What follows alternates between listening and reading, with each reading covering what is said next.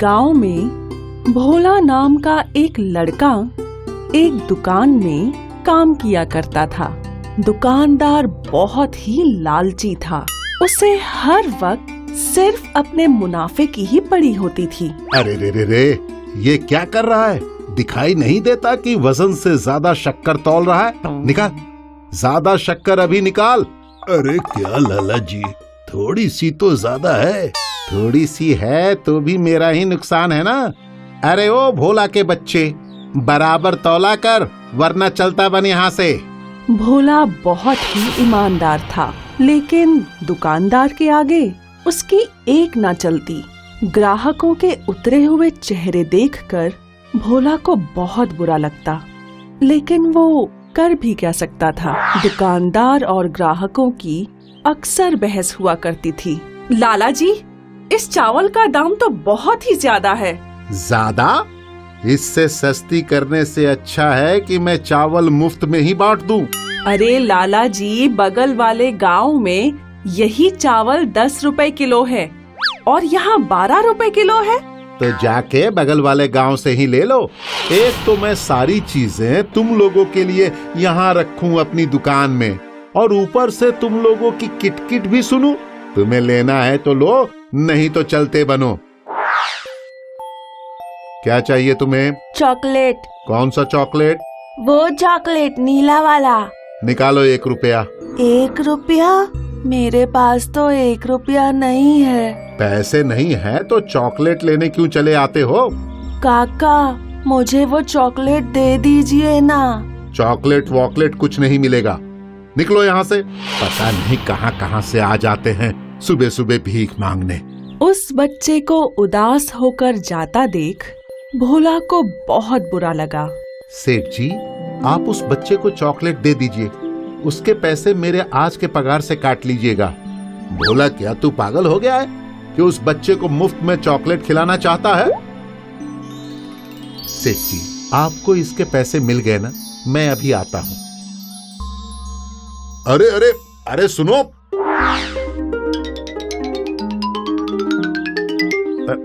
वो रहा।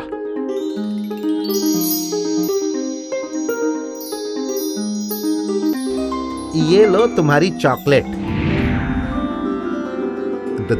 देव, प्रणाम प्रणाम देव। भोला, तुम बहुत अच्छे हो। तुमने एक छोटे बच्चे की इच्छा को महत्व दिया।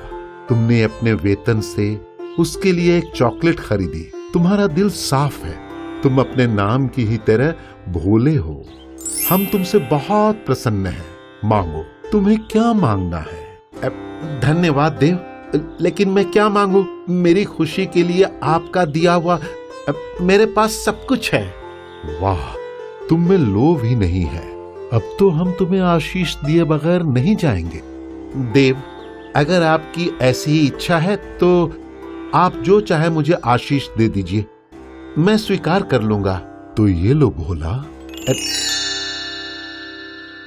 ये क्या है देव? ये जादुई चक्की है। इससे तुम जो मांगोगे वो खाने की चीज तुम्हें मिलती जाएगी, और जब तुम्हें वो चीज पर्याप्त हो जाए तो इसे रोक देना। एक और विशेष बात, ये जादुई चक्की सिर्फ तुम्हारा ही आदेश मानेगी और किसी का नहीं। अगर किसी और ने इससे कुछ मांगा तो उसका नतीजा ठीक नहीं होगा। धन्यवाद देव।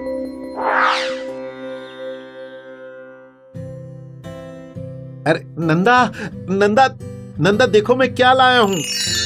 ये क्या है जी? ये जादुई चक्की है, जिससे हम जो खाने की चीजें मांगेंगे वो सब हमें मिल जाएगी।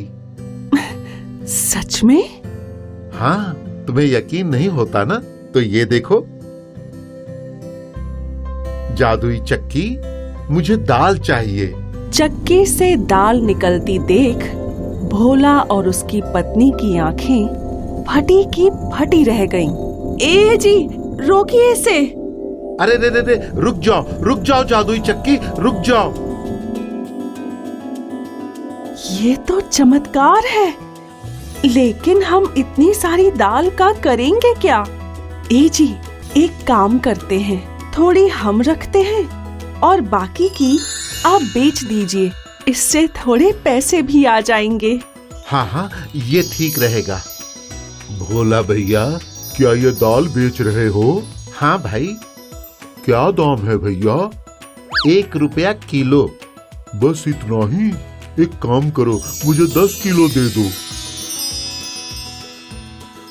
ऐसा करते करते भोला ने जादुई चक्की से बहुत सारी चीजें बनाई और उन सब को अपने ही घर के बाहर एक छोटी सी दुकान में बेचा। और वहां दुकानदार की दुकान का व्यापार मंदा हो गया था और इसका कारण था भोला की नई दुकान। पता नहीं ये भोला का बच्चा के पास इतने पैसे कहाँ से आ गए कि उसने अपनी खुद की दुकान खोल दी। ऊपर से वो चीजों को इतने सस्ते में कैसे बेच रहा है? दाल में कुछ तो काला है। मैं भोला की दुकान का राज जानकर ही रहूंगा।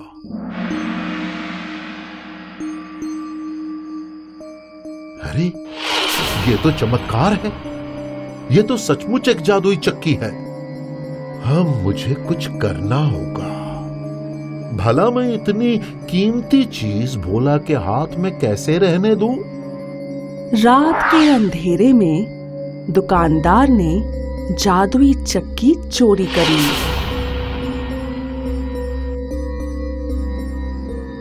आखिर ये जादुई चक्की मेरी हुई। अब मैं और भी ज्यादा अमीर हो जाऊंगा। पर इसे मैं चलाऊं कैसे? हाँ, भोला तो सिर्फ इसे आदेश देता है। जादुई चक्की, मुझे चावल दो।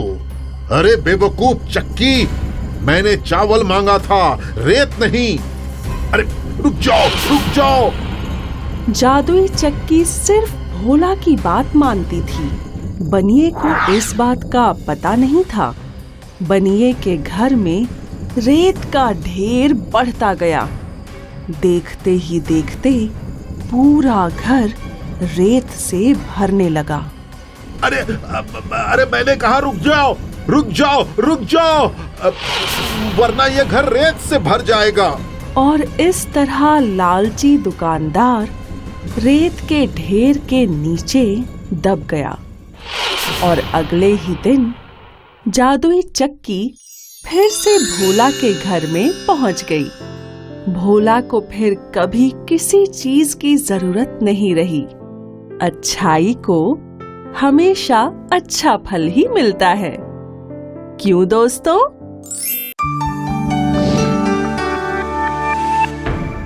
एक शहर में भाविका नाम की एक बहुत प्यारी लड़की थी। भाविका बहुत समझदार थी, पर वो पैरों से अपाहिज थी। भाविका रोज सपने देखती थी कि वो डांस कर रही है, भाग रही है, पर जब उसकी नींद खुलती तो उसे अपने अपाहिज होने का बहुत दुख होता। भाविका अपने मम्मी पापा की सारी बातें मानती थी, जैसे सब्जियां खाना, होमवर्क करना, पौधों को पानी डालना। इसीलिए भाविका उन दोनों की बहुत लाडली थी। मम्मी पापा भाविका को हमेशा खुश रखना चाहते थे, इसीलिए उसे कभी बीच ले जाते या कभी पार्क में। पर भाविका खुश नहीं थी, क्योंकि भाविका का कोई दोस्त नहीं था।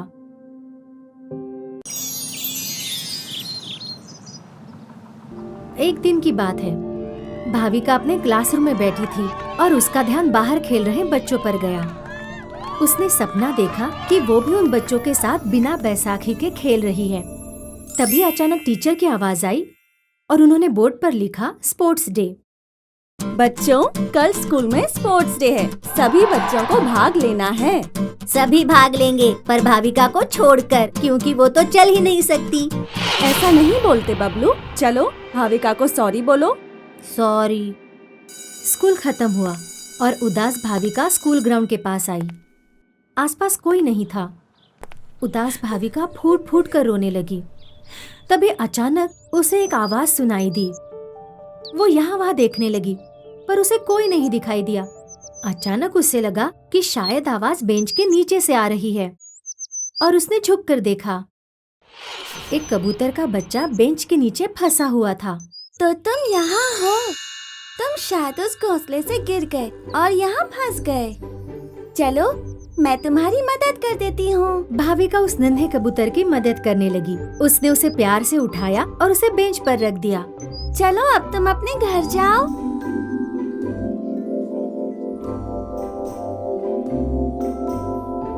अपने बच्चे को देखकर कबूतर की माँ बहुत खुश हो गई।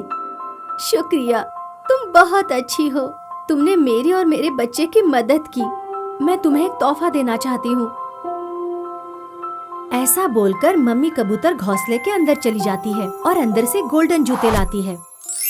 भाविका उन जूतों को देखकर बोली, मगर मैं इन जूतों का क्या करूँगी? मैं तो अपाहिज हूँ।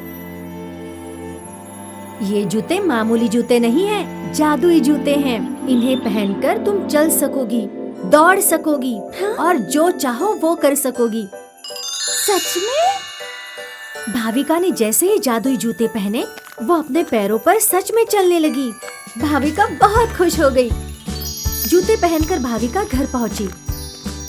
उसके मम्मी पापा अपनी लाडली को पहली बार चलता हुआ देख चौंक गए। वो अपने आंसू रोक नहीं पाए। मम्मी डैडी, मैं चल सकती हूँ। पर कैसे? इन जादुई जूतों की वजह से। मैंने एक नन्हे कबूतर की मदद की तो मम्मी कबूतर ने मुझे ये जादुई जूते तोहफे में दिए। अगले दिन भाविका स्पोर्ट्स डे में भाग लेने गई। सभी लोग भाविका को वहाँ देख चौंक गए। भाविका ने रेस में भाग लिया और जादुई जूतों के कारण वो जीत गई। मम्मी कबूतर का जादुई तोहफा, जादुई जूते, भाविका के जीवन का सबसे अच्छा तोहफा साबित हुआ। इसके बाद भाविका के पैर कभी नहीं रुके।